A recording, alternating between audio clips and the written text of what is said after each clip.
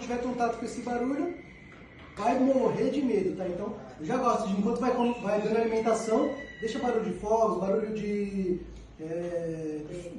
trovão, chuva, moto, tudo. Moto, né? ela já não tem medo, porque passa de...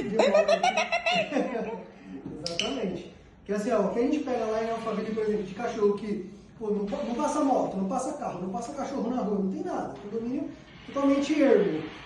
Simplesmente o cachorro morre de medo, né? Então eu gosto de treinar os filhotinhos já colocando barulho para já ir expondo. Então quando ela ouvir lá fora, o estrondo é maior, mas ela já vai estar acostumada. Exatamente. Eu gosto de fazer a aulinha, ó.